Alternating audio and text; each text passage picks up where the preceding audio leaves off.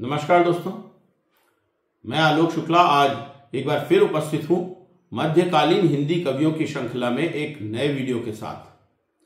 आज हम रसखान पर चर्चा करेंगे, पर आगे बढ़ने के पहले मेरी चैनल को सब्सक्राइब कर लीजिए और बेल आइकॉन भी दबा दीजिए ताकि आपको हर नए वीडियो का नोटिफिकेशन मिलता रहे। अगर वीडियो अच्छा लगे तो इसे शेयर भी जरूर करिएगा। रसखान का जन्म 1533 से 1558 के बीच दिल्ली के समीप पिहानी में हुआ था। कुछ लोगों के मतानुसार ये पिहानी उत्तर प्रदेश के हरदोई जिले में है। मथुरा में उनकी समाधि है।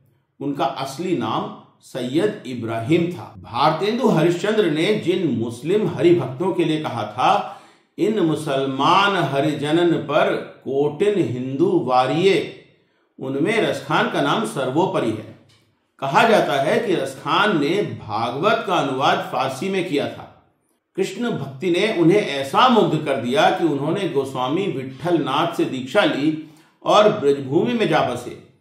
सन 1628 के लगभग उनकी मृत्यु हुई। सुजान रसखान और प्रेम वाटिका उनकी उपलब्ध कृतियां हैं। रसखान रचनावली के नाम से उनकी रचनाओं का एक संग्रह मिलता है।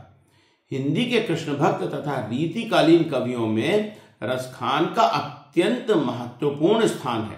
उनके काव्य में भक्ति और श्रृंगार रस दोनों मिलते हैं। रसखान कृष्ण भक्त हैं और उनके सगुण और निर्गुण निराकार रूप दोनों के प्रति श्रद्धावनत हैं। रसखान के सगुण कृष्ण वे सारी लीलाएं करते हैं जो कृष्ण लीला में प्रचलित रही हैं, जैसे बाल लीला, रास लीला, फाग लीला, कुंज लीला आदि। रसखान ने दोहे, सवैये और फाग गाए हैं। वर्णिक व्रतों में 22 से 26 अक्षर के चरण वाले छंदों को हिंदी में सवैया कहने की परंपरा है। अपने आराध्य के प्रति रसखान का लगाव इतना है कि सभी जन्मों और योनियों में वो उनके समीप ही रहना चाहते हैं। मैं आपको रसखान के कुछ पद YouTube की चैनल पुष्टिवृंद पर उपलब्ध creative commons attribution licence reuse allowed के अंतर्गत जो वीडियो हैं उनमें से सुना रहा हूं। वीडियो का लिंक मैं डिस्क्रिप्शन बॉक्स में दे रहा हूं। ये पद मैं आपको समय समय पर सुनाता चलूंगा। मानुष हो तो वही रस खान, बसों मिली गोकुल गांव के ग्वारन। जो पशु हो तो कहा बस मेरो, चरौ नित नंद की धेनु मझारन। मानुष्य हो तो वही रस खान, बसो ब्रज गोकुल गांव के ग्वारन। जो पशु हो तो कहा बस मेरो, चरो नित नंद की धेनु मझारन। पाहन हो तो वही गिरि को जो, कियो हरि छत्र पुरंदर धारण। जो खग हो तो बसेरो करूमी, कालिंदी कुल कदम्ब की डारन। यदि मनुष्य बनूं तो गोकुल गांव के ग्वालों के बीच में रहूं। यदि पशु बनूं तो नंद की गायों के बीच में रहकर घास चरूं। पत्थर बनूं तो उसी पहाड़ पर जिसे इंद्र के कोप से बचने के लिए कृष्ण ने छत्र की तरह उठा लिया था। और पक्षी बनूं तो कालिंदी या यमुना के किनारे कदम्ब की डालों पर ही बसेरा करूं। निर्गुण और सगुण ज्ञान और प्रेम का ऐसा संगम कहीं और देखने को नहीं मिलेगा। शेष गणेश महेश दिनेश, सुरेश हु जाहि निरंतर गावे। शेष महेश गणेश दिनेश, सुरेश हु जाहि निरंतर ध्यावे। जाहि अनादि अनंत अखंड, अछेद भेद सुवेद बतावे।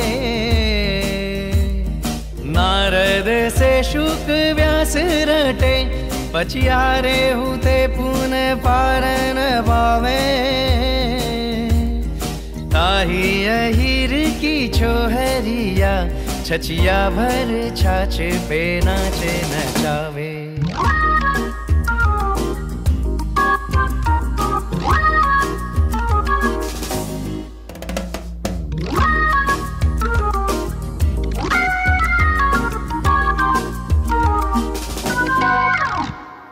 शंकर से मुनि जाहि रटे, चतुरानन चारो ही आनन गावे। नेक ही ये में आवत है, मति मूढ़ महारस खान कहावे। जाबर देवी और देवनी हरत, भारत प्राणी न देह लगावे। ताही यहीर की छोहरिया, छचिया भर छाछ पे नाचे नचावे। जिनकी महिमा शेषनाग, गणेश, महेश, सूर्य और इंद्र लगातार गाते रहते हैं। वेदों ने जिन्हें अनादि, अनंत, अखंड, अछेद और अभेद बताया है, नारद, शुकदेव और व्यास ने जिन्हें पहचानकर संसार को पार कर लिया, उन्हीं भगवान कृष्ण को अहीर की छोरियां या गोपियां कटोरे भर छाछ पर नाच नचा रही हैं। और बालपन की ऐसी मनोहर छटा रसखान के काव्य में ही मिल सकती है। धूरी भरे अति सोहत श्याम जू, तैसी बनी सिर सुंदर चोटी।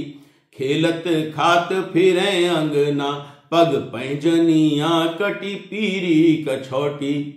वाह छवि को रस खान विलोकत, वारत काम कला निधि कोटी। काग के भाग बड़े सजनी, हरि हाथ सो ले गयो माखन रोटी। श्याम जी धूल से भरे हुए खेल रहे हैं और सिर पर सुंदर चोटी बंधी हुई है।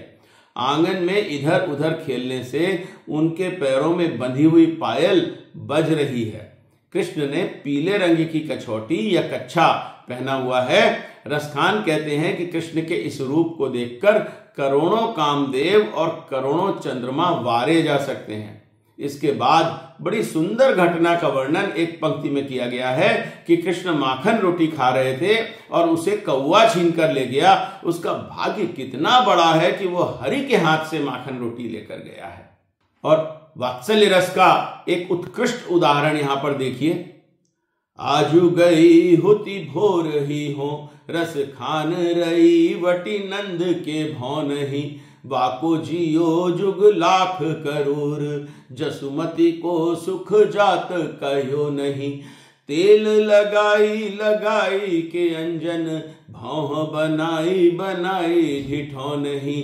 डाली हमेल निहारती आनन, वारती ज्यों चुचकारती छौ नहीं। तो एक गोपी बता रही है कि आज सुबह मैं नंद के घर पर गई तो उनका जो पुत्र मैंने देखा और जो यशोदा का पुत्र प्रेम देखा, उनका पुत्र लाखों करोड़ों वर्षों तक जिए। यशोदा का सुख इतना ज्यादा है कि उसका वर्णन करना कठिन है। और फिर देखिए, आपकी आंखों के सामने एक चित्र सा बन जाएगा। एक माँ अपने पुत्र को नहला रही है, तेल लगा रही है, आंखों में काजल डाल रही है, भौवें बना रही है, फिर नजर से बचाने के लिए काला टीका या ढिढौना लगा दिया। और उसके बाद जो सिक्कों से बनी हुई एक माला होती थी पुराने जमाने में, जिसको हमेल कहते थे, वो पहनाकर उसके मुंह को निहार रही है और बार बार ऐसे पुचकार रही है जैसे कोई गाय अपने बछड़े को पुचकारती है। अब जरा श्रृंगार रस की वानगी देखिए। कानन दय अंगुरी रही हो, जब ही मुरली धुनि मंद बजई हैं। मोहनी तानन सो अटा चढ़ी, गोधुन गई है पे गई हैं। तेरी कहो सिगरे ब्रज लोगनी, काली कोई कितनो समझइए। माई रिवा मुख की मुस्कान, संहारी न जई है। गोपियां कह रही हैं कि जब कृष्ण की मुरली की मधुर धुन बजेगी तो हो सकता है कि धुन में मग्न होकर गायें भी अटारी पर चढ़कर गाने लगें, लेकिन हम तो अपने कानों में उंगली डाल लेंगी ताकि हमें मुरली की धुन सुनाई ना पड़े। लेकिन ब्रजवासी कह रहे हैं कि जब कृष्ण की मुरली बजेगी तो उसकी धुन सुनकर गोपियों की मुस्कान संभाले नहीं संभलेगी और उस मुस्कान से पता चल जाएगा कि वे कृष्ण के प्रेम में कितनी डूबी हुई हैं। और यहां पर देखिए, राधा और कृष्ण के प्रेम का क्या सुंदर वर्णन है। राधा क्या कह रही हैं, सुनिएगा। मोर पखा सिर ऊपर राखी हो, गूंज की माल गले पहरोंगी, ओढ़ी पीतांबर लय लकुटी, बन गोधन गवरिन संग फिरोंगी। भाव तो वो ही मेरो रस खानी, सो तेरे कहे सब स्वांग करोंगी। या मुरली मुरली धर की, अधरान धरी अधरान धरोंगी। मोर बखासिर ऊपर राखूं, गूंजे की माल गरे पहरूंगी। ओढ़ पीतांबर ले लकुटी, बन गोधन ग्वारन संग फिरोंगी। भाव तो वो ही मेरो रस खान, सो तेरे कहे सब स्वांग करूंगी। या मुरली मुरली धर की, अधरन धरी अधरान धरूंगी। गोपियां कृष्ण को रिझाने के लिए सिर के ऊपर मोर पंख रखने के लिए, गुंजों की माला पहनने के लिए, पीले वस्त्र पहनने के लिए और वन में गायों और ग्वालों के संग भ्रमण करने के लिए तैयार हैं। लेकिन लोग कह रही हैं कि कृष्ण के होठों से लगी हुई जूठी बांसुरी को अपने होठों से नहीं लगाएंगी। यहां पर आप यमक अलंकार का सुंदर उदाहरण भी देख सकते हैं। या मुरली मुरली धर की, अधरान धरी, उनके होठों पर रखी हुई अधरान धरोंगी, अपने होठों पर नहीं लगाऊंगी। श्रृंगार रस का एक और बहुत ही सुंदर उदाहरण है। एक समय जमुना जल में सब मज्जन हित धसी ब्रज गोरी, त्यों रस खानी गयो मन मोहन, लेकर चीर कदम्ब की धोरी। न्यायी जबे निकसी बनिता, चहु और चित चित रोष करोरी। हार हियो भरी भावन सो, पट दीने लला बचनामृत बोरी। चीरहरण का बड़ा ही नाटकीय ढंग से वर्णन किया गया है। चीरहरण लीला आध्यात्म पक्ष में आत्मा का नग्न होकर माया के आवरणीय सांसारिक संस्कारों से पृथक होकर प्रभु से मिलने के बारे में। इसमें संपूर्ण की संपूर्णता है, जिसमें अपना कुछ नहीं रहता, सब कुछ प्रभु का हो जाता है। यमुना में नहाती हुई गोपियों का वर्णन करते हुए रसखान कहते हैं कि गोपियां नहाने जाती हैं और कृष्ण उनके वस्त्र लेकर कदम्ब के पेड़ पर चढ़ जाते हैं। नहाने के बाद गोपियां चारों ओर अपने वस्त्र ढूंढती हैं और क्रोध भी करती हैं, लेकिन उनको वस्त्र नहीं मिलते। थक हार कर मीठे वचन बोलकर वो कृष्ण से अपने वस्त्र मांगती हैं। अब आप देखिए जरा, क्या सुंदर वर्णन एक और है। रंग भरियो मुस्कात लला, निकस्यों कल कुंजन ते सुखदाई। मैं तब ही निकसी घर ते, तकी नैन विशाल की चोट चलाई। रस खान सो घूमी गिरी धरनी, हरनी जिन बान लगे गिर जाई। टूट गयो घर को सब बंधन, छूटी गो आरज लाज बढ़ाई। ये कुंज लीला का वर्णन है। गोपी अपने हृदय की आशा का वर्णन करते हुए कहती है कि जब कृष्ण मुस्कुराते हुए कुंज से बाहर निकले तो संयोग से मैं भी अपने घर से उसी समय निकली। मुझे देखते ही उन्होंने मुझ पर अपने विशाल नेत्रों से प्रेम के पगे बाण चलाए, जिन्हें मैं सह नहीं पाई। और जिस तरह से बाण लगने पर हिरनी चक्कर खाकर भूमि पर गिरती है, उसी तरह मैं भी अपनी सुध-बुध खो बैठी।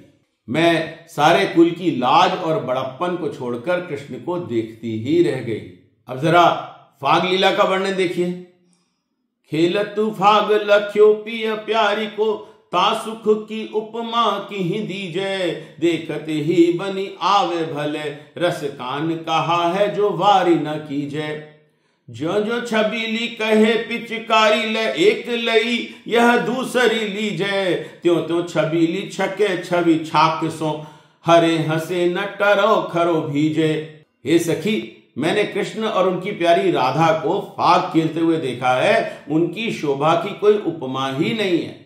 कोई ऐसी वस्तु नहीं है जो उस स्नेह भरे फाग के दृश्य पर निछावर न की जा सके।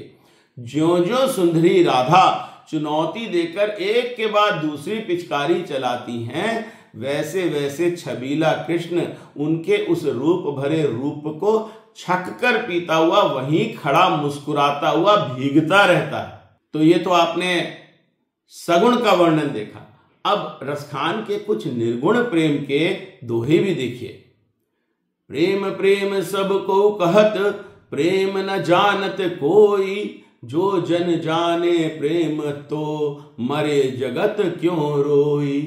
कमल तंतु सो छीन अरु, कठिन खड़ग की धार, अति सूधो टेढ़ो बहुरी, प्रेम पंथ अनिवार्य। सभी प्रेम प्रेम कहते हैं, लेकिन प्रेम को कोई जानता नहीं। यदि जानता तो मृत्यु पर रोता क्यों। प्रेम कमल के तने की तरह मुलायम और तलवार की धार की तरह तेज भी है। प्रेम का रास्ता बहुत सीधा भी है और कई बार बहुत टेढ़ा भी है। प्रेम अगम अनुपम अमित, सागर सरिस बखान, जो आवत यही ढिग बहुरी, जात नाहि रस खान। आनंद अनुभव होत नहीं, बिना प्रेम जग जान, के वह विषयानंद के ब्रह्मानंद बखान। प्रेम सागर के समान अनुपम और विस्तृत है। जो एक बार प्रेम के रास्ते पर आ गया फिर वो वापस नहीं जाता। बिना प्रेम के आनंद का अनुभव नहीं होता। विषयानंद का बखान जिस प्रकार करें उसी तरह से ब्रह्मानंद का बखान भी होता है। तो आज के लिए इतना ही। जल्दी फिर चर्चा करेंगे मध्यकालीन हिंदी कवियों की श्रृंखला में किसी अन्य महाकवि के बारे में। तब तक के लिए नमस्कार।